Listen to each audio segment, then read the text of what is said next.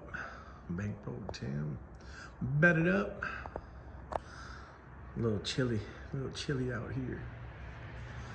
Anyways, got this box Chevy right here on these 26-inch Forgies.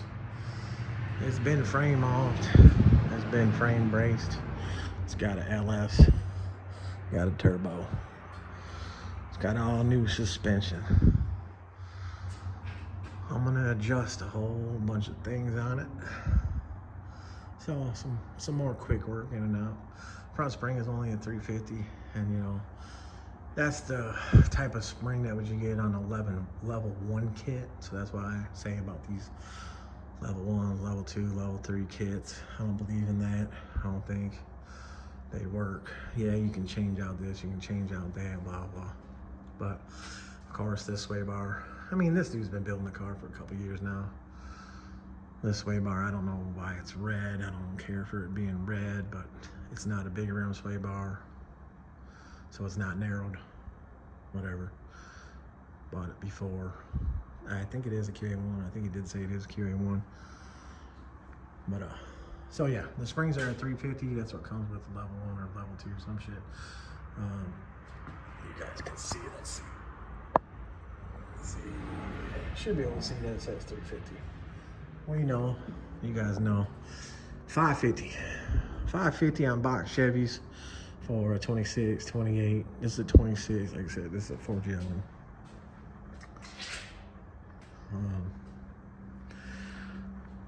So we're gonna change the springs, align the front, adjust the steering stops. They got the steering stops adjusted way out. I don't think they need to be that far. It does have the Pro 4 steering components, which is the best stuff out there to get. As you can see, nothing has been greased, so I'll grease everything once I get it done. Frame is notched.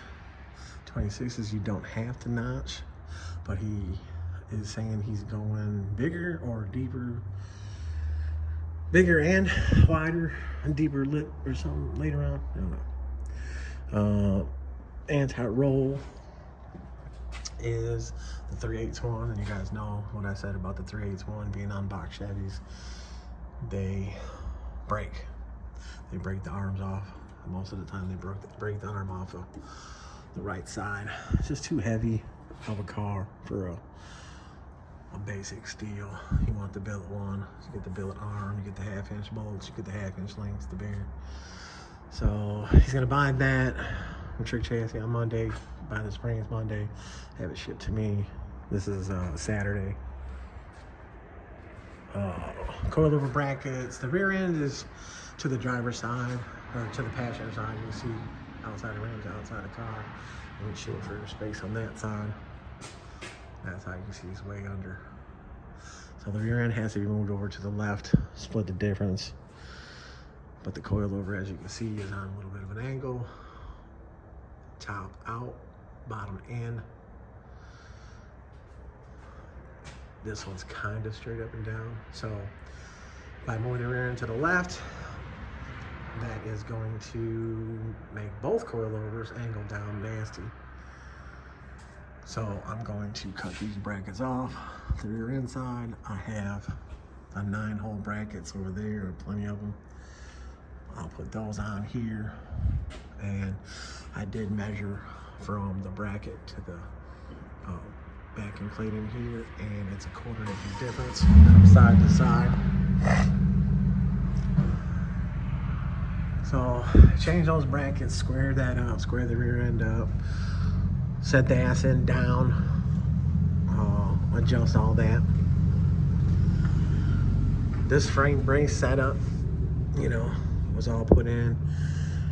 Fatter drive shaft, and as you can see, the ladder bar cross member up there is cut out, and the car isn't even that low right now. I know a couple different people that have worked on the car.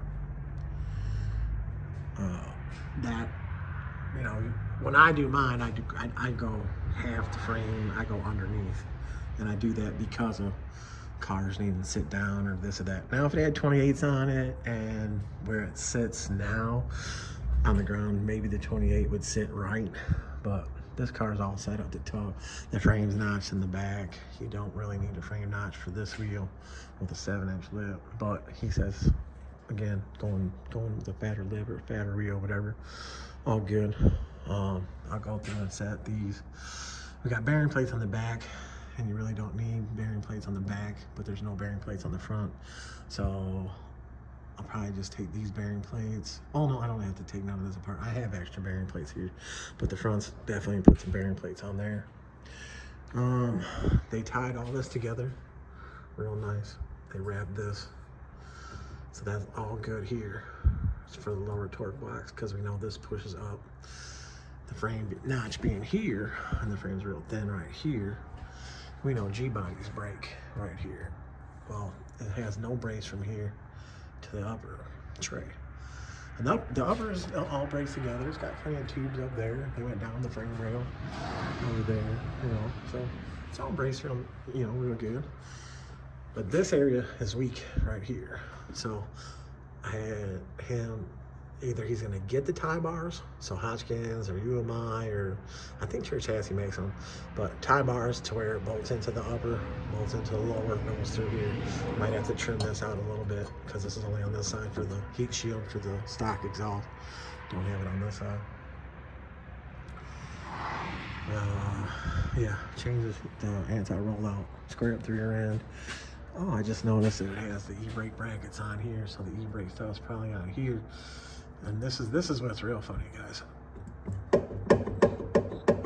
wheels on the car. Why is the rotor moving? That's because of the wheel companies again. You can see it's got a bigger gap. There, let it focus. Got a bigger gap there and back there because the center bore is not right.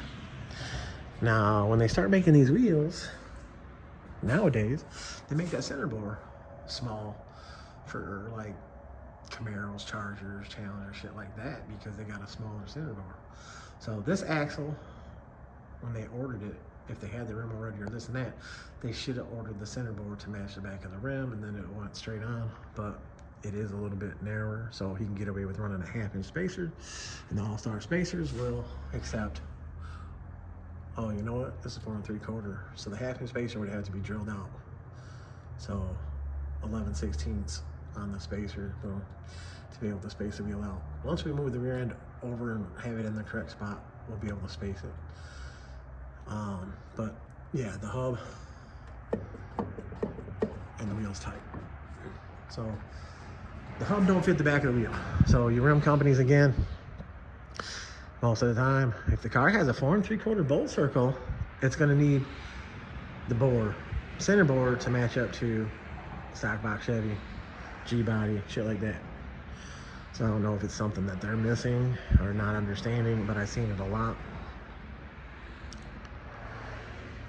So yeah, so back wheels come off, boom.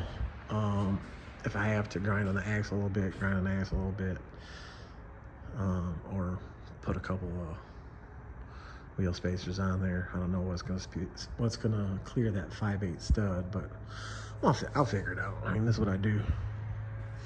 So the back of the car needs to go lower. The rear needs to be squared up. Front of the car needs to go higher. Needs the alignment.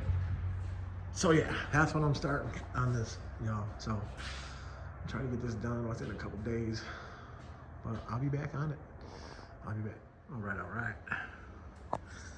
I got this front part taken apart. I know someone's gonna be like, oh my God, the stress on that brake line. And there ain't shit for stress on that brake line. But here we are, got the front taken apart. Easier, I didn't have to take, you know what I'm saying? I'm gonna have to take the bolt off on the bottom because the suspension comes down, so it slides the spring on. So here we have the 350, which was in here,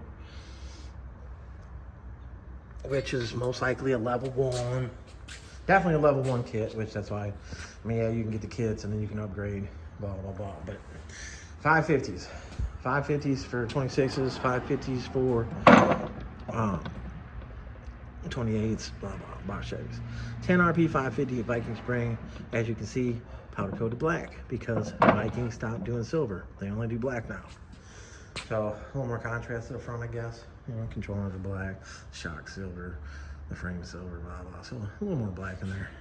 I still went with the red on the sway bar. I didn't notice this until now about the frame being notched right there, which there's no reason to notch the frame right there. And I was saying that the sway bar wasn't a big rim sway bar, which it still might not be, because that's really not that far in and where this is still sticking out. But anyways, the sway bar link on this side, I took a picture of it before I took it apart, and the rubber was actually not on the top. There was no rubber on the top. So in the beginning part of this video to this segment, somebody might notice it, but it wasn't on there. So I got some mismatched stuff over there, whatever. I'll put a rubber back on it. So yeah, we got the 550 spring going on the front, and that's where we're at now. 550, 350 off, 550 on. Man, that's the next step here. Just wanted to show you all that. And yeah. All right, y'all. I'll get the spring in here, get it back together, get back on it. And I'll got more light now. A couple of different people on the build. The frame, I think, was one person, maybe another person. The tubs, they just enlarged the back part of the tub, front and back on the stock tub. It's all right. And then the motor install, I do believe it was somebody else. It's a very clean install. But all right, get back to it. I'll be right back. One other thing real fast.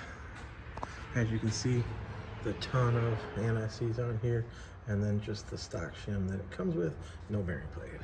So, what do I have packs of? I have packs of bearing plates. There is that's the Viking number for the thrush bearing, right there.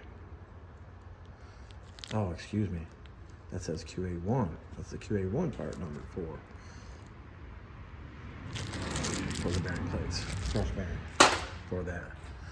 Duh, I almost gave you guys the wrong info. Still the same stuff. As you can see, I have plenty over here. And yeah, I need the Viking number. 7917-101 thrush bearing kit from Viking. There you go. I gave you the Viking number and the QA1 number. So whatever you want to find. Whichever one you want to go with. I know I had to turn the spring all the way down because look how far the spring is up. Well, this one is not up as far as that one was up because the car was way down on this side and the owner was showing me that. But I still had to twist it down to get it out. But all right, let me throw this together. But, all right. Here we are with the driver's side, my bad. All taken apart. Like I said, pain in the ass to screw it down without having the bearing plate on there. And of course, I got the bearing plate on there. And what I did is I put 2 shims on top, then the bearing plate, because sometimes the shim, if you just have a single shim between the bearing plate and the spring and you're trying to turn it up, sometimes it wants to grab inside the spring. Anyways, I got the passenger side all back together. I just didn't snug up the sway bar bolt, sway bar link yet until I get it all set up. I put it in the right way. It goes in from the bottom up. They had it in from the top down, but you can see the spring up in there. Looks good. Big caps, look at that. Or not big caps, but you know what I'm saying. This is like the original stuff I was talking about before. Is that they used to have these all the time for sticking out, so that way you could clear, and then you could still put a floater. This is, this is still a 2-piece right here. So this is an extension. Right. I was talking about that before. And this car does have it all the way around, which the back you can see is like, I know the back is the same. It's a 2-piece. But yeah, you see the 5/8 studs. Alright, anyways. I got that side back together, got all the cotter keys back in it. I got this side, I'll have to go back together. I got the bearing plate on there. Got the old spring off. So there's all springs and 350s. Got the 550s going on. And yeah, next step. I'm not trying to make these videos too long for you guys. I'm trying to just get right to the point. Obviously the longer videos don't get as much play for, view duration. shorter videos in and out, and whatever. But yeah, somebody else gonna complain about the brake line again. There's not that much pressure on there. This shit don't weigh that much compared to stock shit. But anyways, I did that on purpose, just to, you know, piss off or get somebody to talk some shit. Why not? I do. All right, let me get this side back together, and I'll get back to you guys on this. You see that turbo piping in there? We got that single turbo up in there. We got that intercooler. Very nice install. Very nice install. I'll show it to you guys. I think I can show it to you guys. All right, that's it. All right. I got both front springs changed. There's the 350s. And I got the 550s up in there. Booyah. Booyah. I try to keep it to where you can see the number. So you can see. Yeah. 550. Black. Yeah, I gotta tighten up the sway bar links yet, but I'm setting height. So right now, this is how I measure between the lock plate, which is the bottom plate, and this plate. I got 1 inch and 7/8 right now between here. So I'm gonna set it down on my alignment plates, and we're gonna see height. Height is the first thing you set. Height is the first thing that you want. So we'll set the height. He already gave me a picture of the stance that he's going for. So I'll set this down, boom, I'll check the height. If I gotta go some more, I'll go some more and recheck it. But once I get it down on the plates, I'll show you guys. All right. First time setting it down. So the car came in.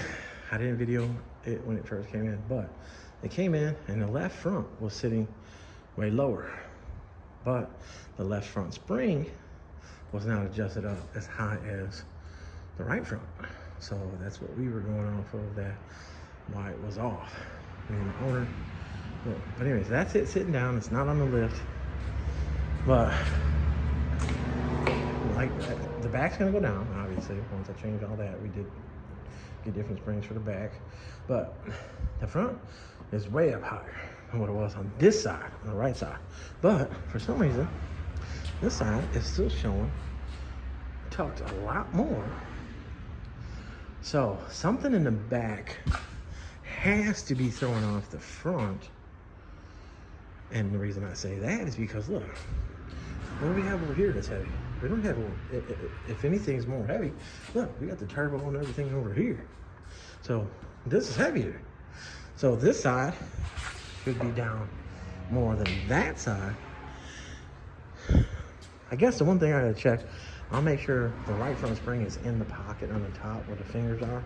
Double check that. So I'll take it back up and I'll double check that before I get to, you know, blah, blah. But my next step, if that is legit, then what I'll do is I'll disconnect the anti-roll in the back, because the anti-roll in the back could possibly be thrown off the front.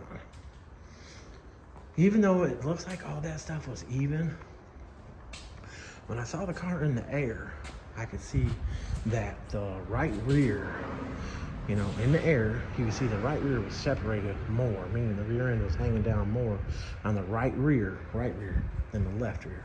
And, I mean, yeah, there's a difference there too, y'all. So, we're gonna see what the business is. I think I already noticed that how they did, they put the anti-roll on the brace of the bottom of the rear end, which is fine. It's an upper mount on the bottom. So it's kind of like, if you allow me to use the words half-breed, meaning that it's half undermount, half overmount. Meaning that the undermount part is the brackets that hook to the like muffler hanger area. Boom. But then the other part is not how it hooks to the housing, it hooks to the lower brace. So that would be an upper mount bracket to the brace. Anyways, so that could be off because I noticed that the left side is a little bit higher. So worst comes worst, at this point, what I'm gonna do is I'll end up cutting I went ahead and I told him to bring or to get all the brackets for the coilovers, which I mean for the anti-roll, which I have the mounts.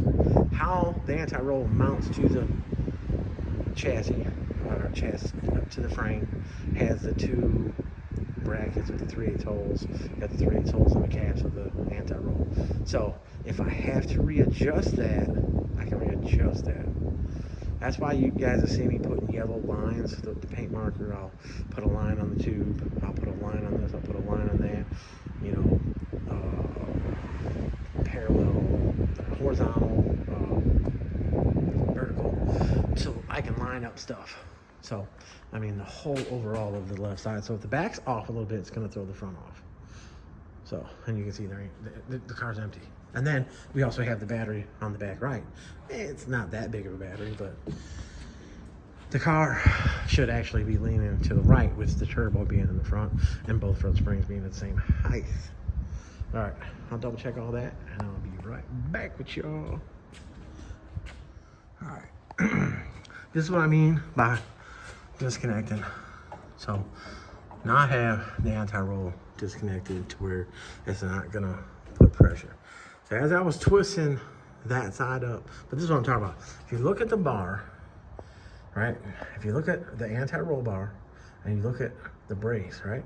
That side of the anti-roll is up higher than that side. I'm not just making this shit up. Like, it's a little bit higher. And I know there's more light on that side, isn't it? I haven't done exact measurements, but I'm pretty good with my eye. So I disconnected the link on that side.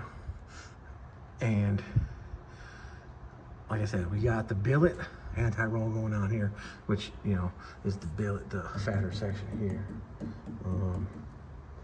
This one is underneath here. Okay, so this one is for the Cutlass, New York Cutlass. This one you can see how this is a billet, and it says Church Agency on it, but this is a billet arm, so it's fatter. It's got 1/2 inch holes, 1/2 inch bolts, 1/2 inch links. Boom. So that's what we're gonna put underneath here. And what I'm thinking about this one being a half braid, if you will. This is made to mount on top on the cross brace up there and come off the top and go to the rear and the front or back, whichever way. But they made this one come off that brace off the bottom, which is totally fine. I mean, it works. I mean, there's plenty of cars out there like that. But being 3/8, small stuff. This is just metal right here. These break on box Chevys all the time. So that's why I suggested, boom, we put that in here. But what I'm saying is, I definitely would have to cut off this one because I'm pretty sure that this one is too high, which is preloading the car. Kind of jacked up. So anyways, I'm gonna go ahead and I'm gonna adjust the springs a little bit higher in the front because I need them to be a little bit higher in the front. So I'm gonna adjust those right now. And again, you know, in between the collar, I'm at 1 7/8. So I'm gonna go ahead and go to 2 1/4. And I'm gonna set it back down. So he does want the front to be up a little bit more than the back. The back wants to be squatted. And I'm gonna figure it out. We'll figure out why it's leaning. So right now, if I was to set it back down, but I might as well go ahead and adjust the front a little higher. If I set it back down right now and it still throws it off, I know something's going on back there. And then if we look all up in there and see the fingers inside the spring, you know the spring is seated inside there. And I don't have my light because the owner of this car, my snap-on light, he ended up, or macro light, I don't know, the snap-on or macro, whatever. He's like, hey, you got a light? And it was about this time of day. And I was like, yeah, right here, boom. And we were looking at the car, this and that, and he was filming and stuff. And he ended up putting the light in his pocket. So when he got down the road, it was funny. Because he called me, he's like, hey, you know, I got your light. Or he texted her. But it's all good.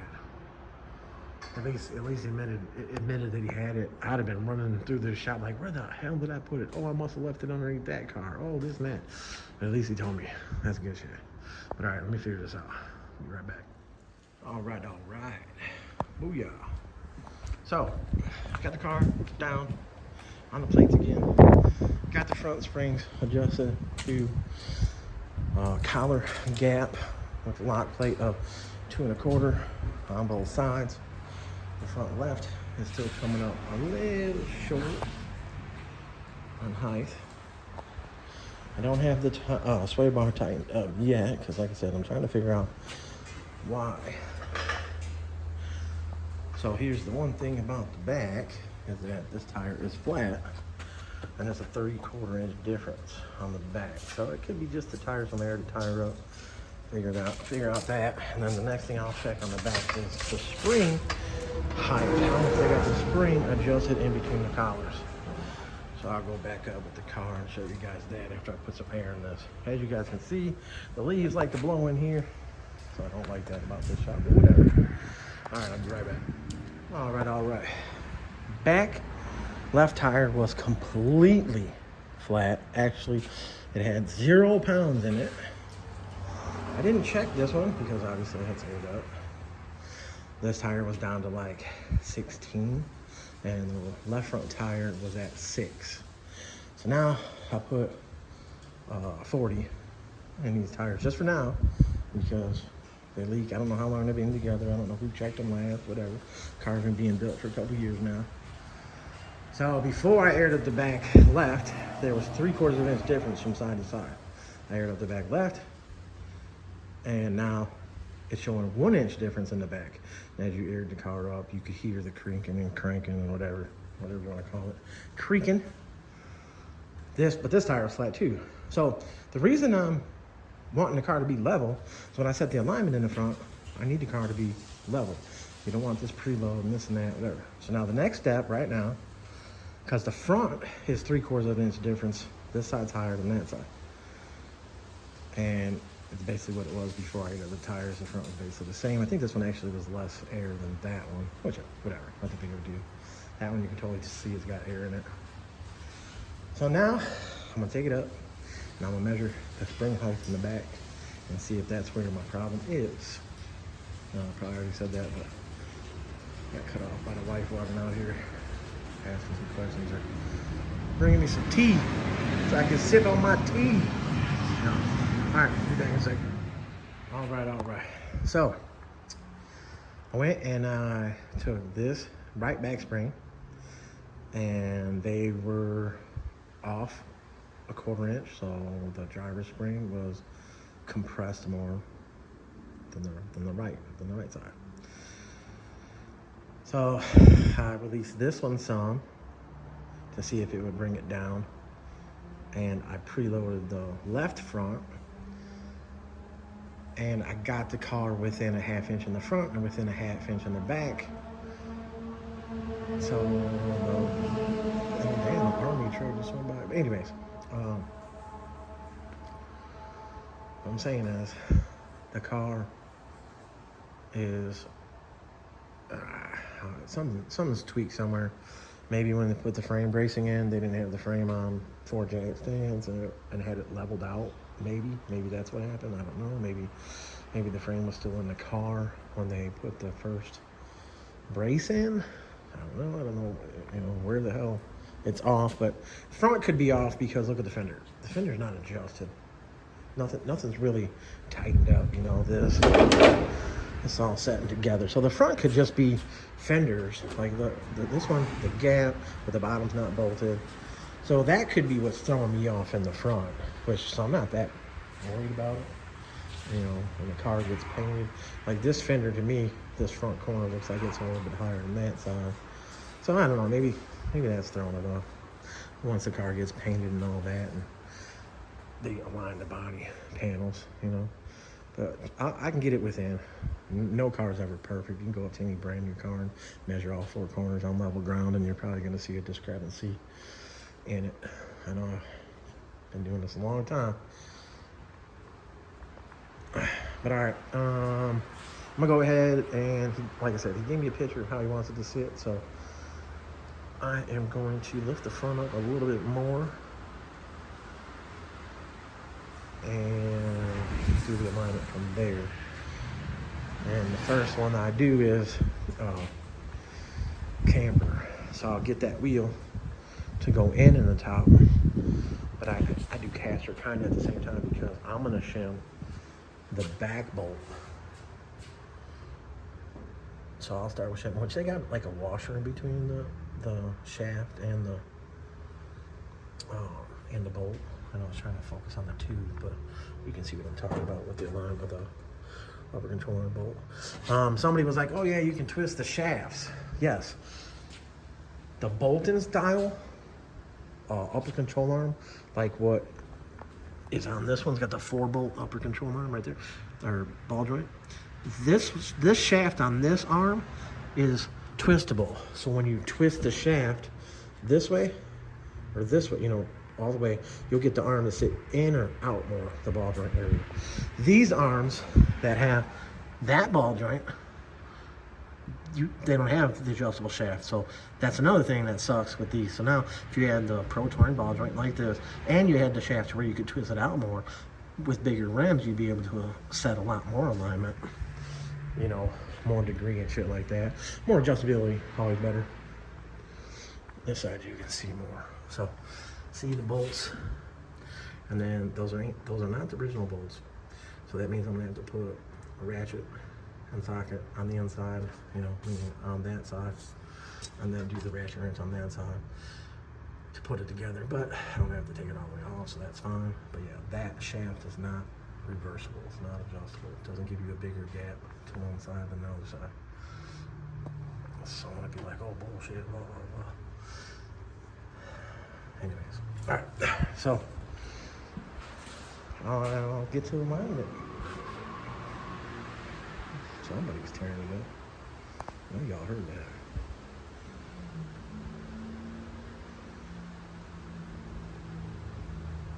Let's see. I can hear it. Huh? That was a Ford truck. It had to be what it was. It was tearing it up. All right, y'all. I'll be right back. All right, y'all.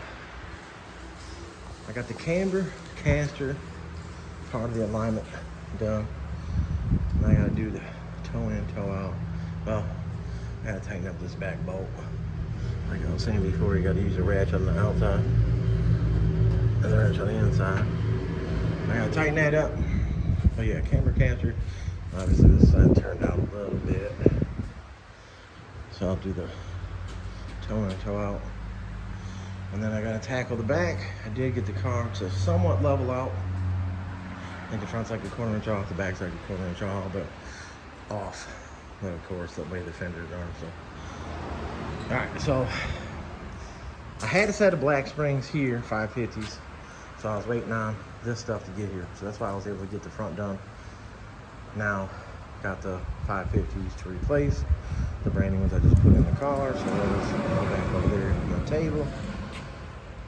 We got the new 250s for the back, and they're black. So I'll be taking those out, putting those in, and we got the whole anti-roll setup, which is an overmount. I was getting undermounted, like they have it. So, man, I'll tell you those pieces in here.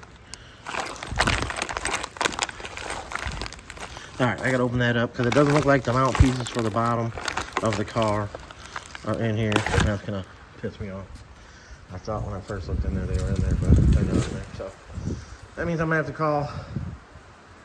But anyways, the billet anti-roll for the bottom to go on there.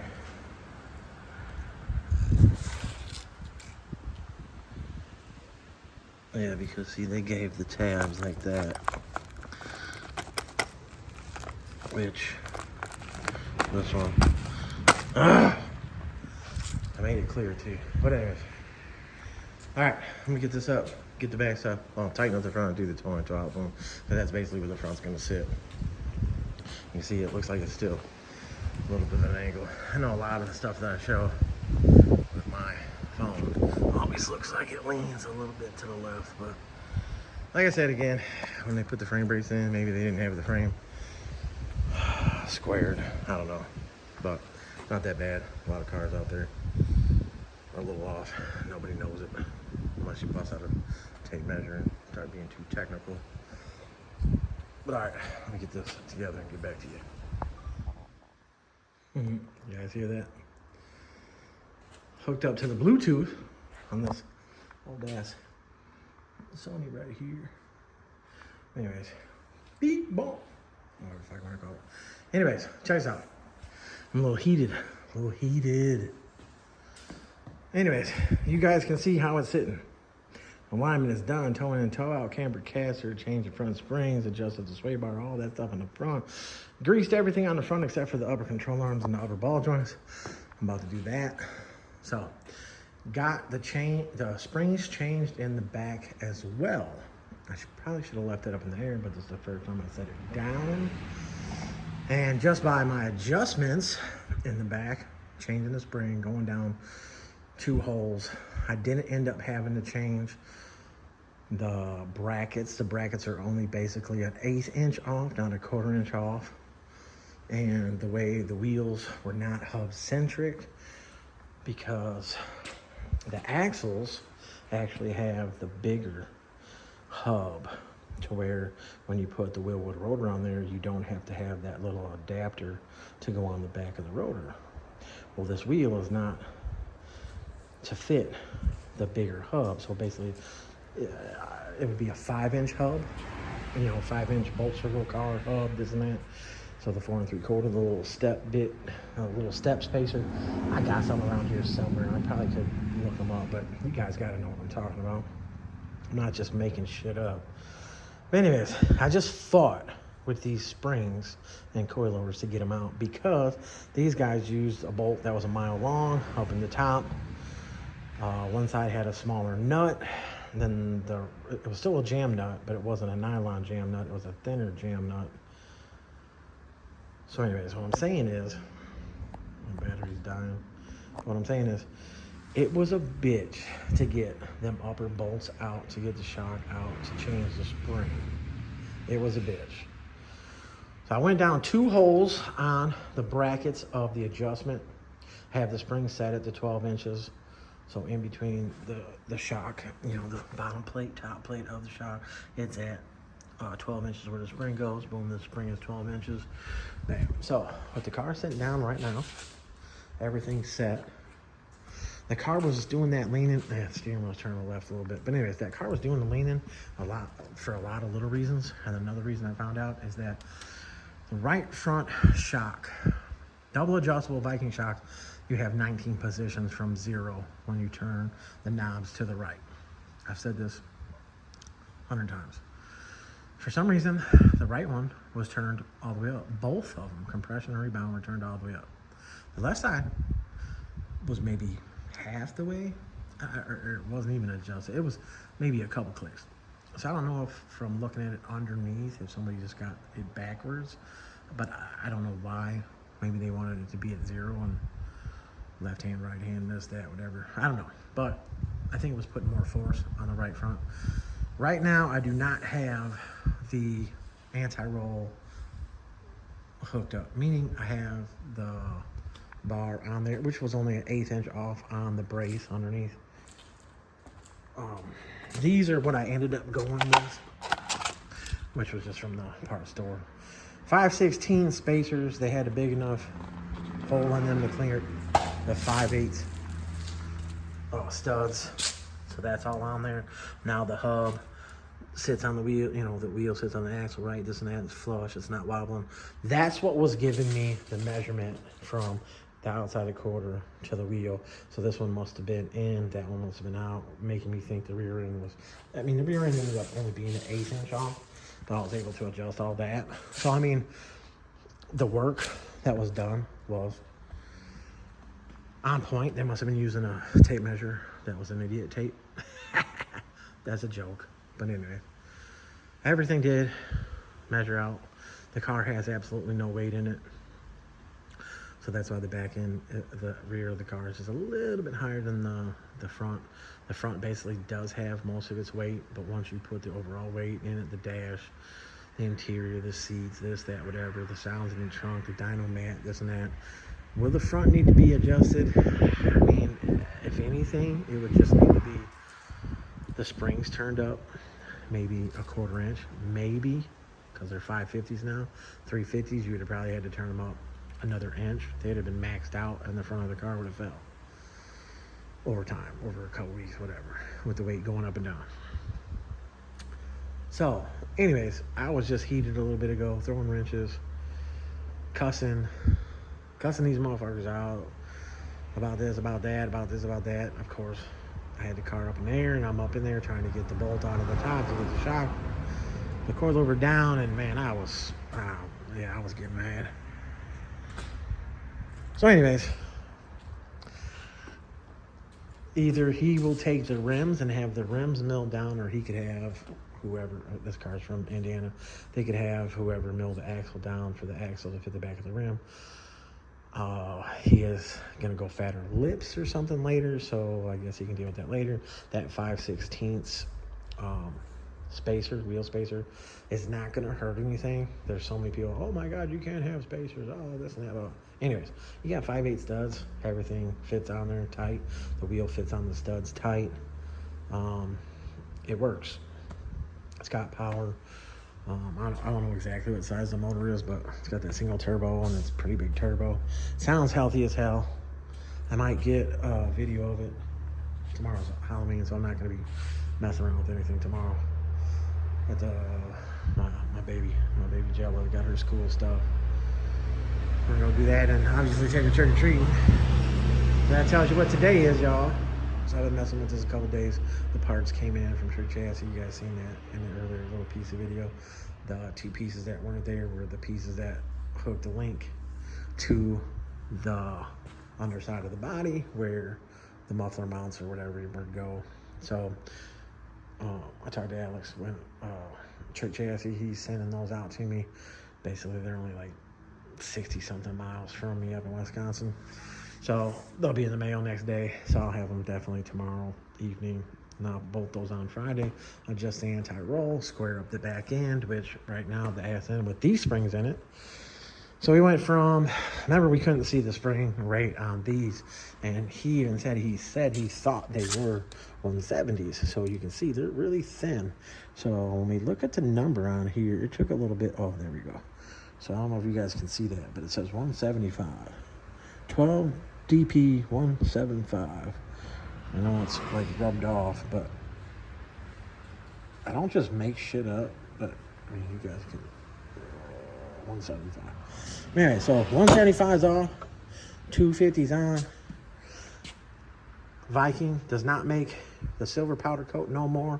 They went to black. Obviously, the gloss black must be a cheaper color. I know all the years of dealing with Viking or dealing with getting Vikings, some of them will be a real gray, some of them will be real shiny.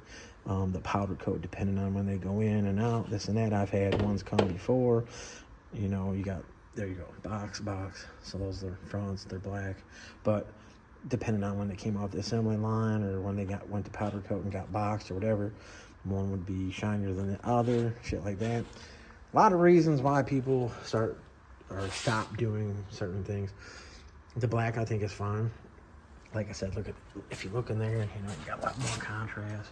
You got the black, look at the tank's aluminum, the braided line for the brakes, the silver frame, the silver wheel, this and that. So now you got the black spring in there. Same thing for the front. But yeah, so took me a little bit to set it all up. Things that want to come apart.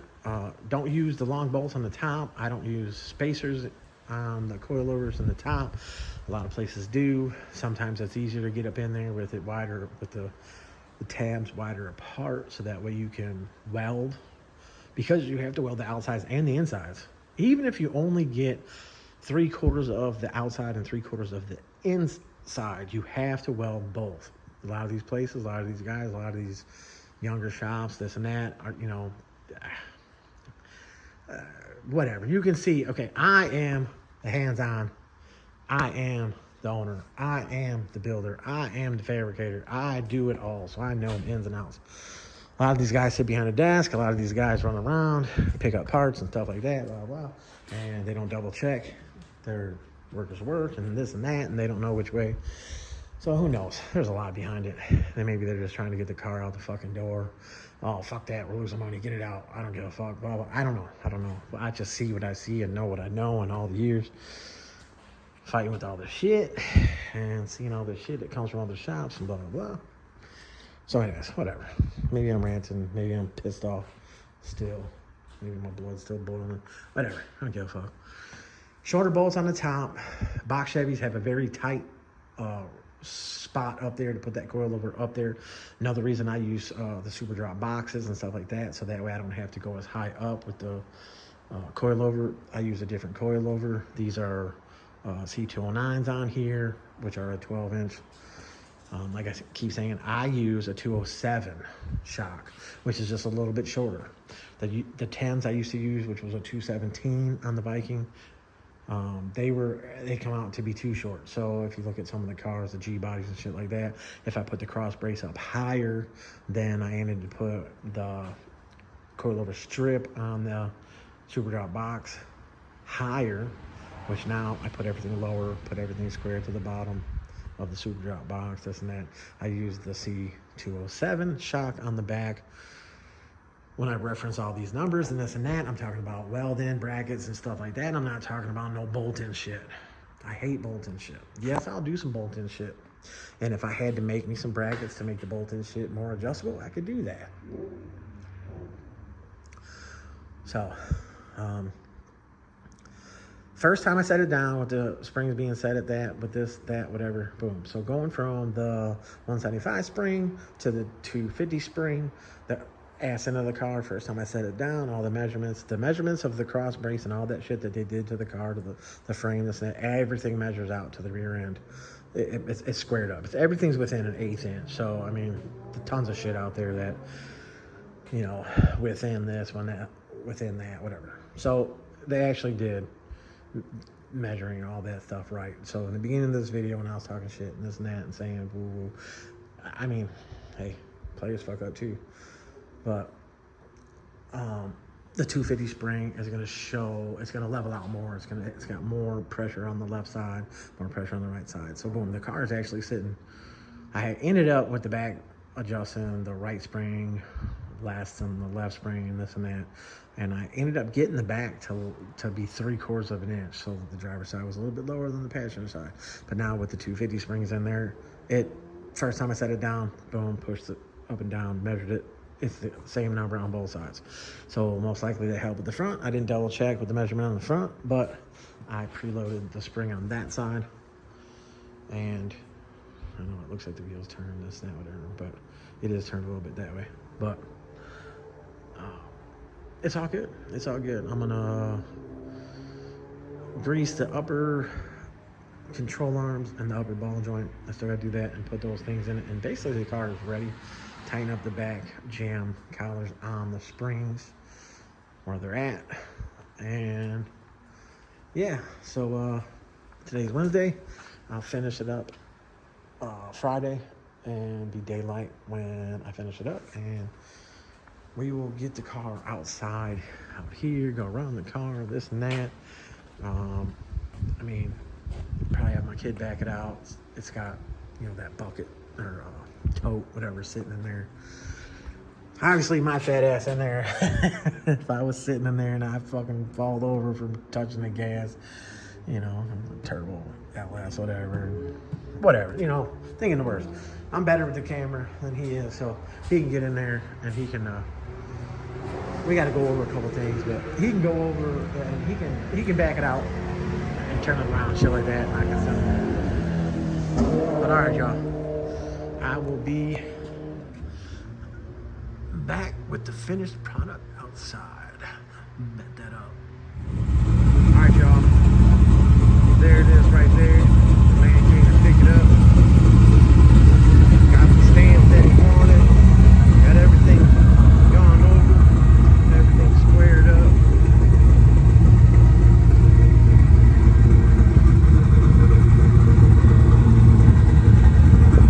Everything worked out good. We got some little shims on the back wheels right now because the hub doesn't fit the axle. Whoever ordered the axles, they ordered with the center hub being bigger, so the wheelwood brakes, you know, don't have that little step spacer that goes on there for the center board. So the rotor goes directly on the axle, so the axle hub is too big for the wheel. So we ran a set of 5/16 spacers on it. But yeah, it's fine. He's gonna have the hubs of the wheel machined to fit. It's not that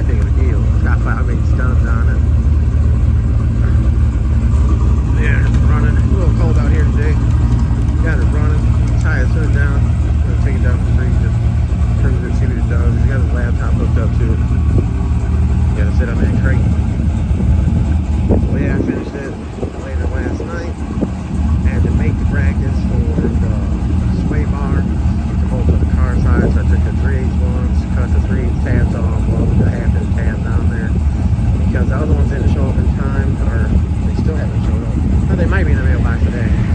It's Saturday. But yeah, there it is, y'all. Bankroll Tim bedded up.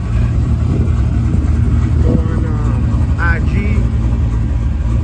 Oh, Mr. Wilson and Mr. Bone on a budget. You'll see the car on their stuff. He's not gonna get out of it. No. Maybe.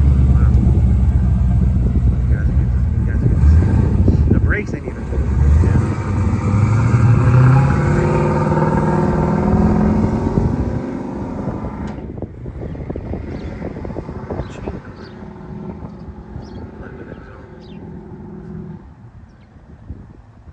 All right, y'all.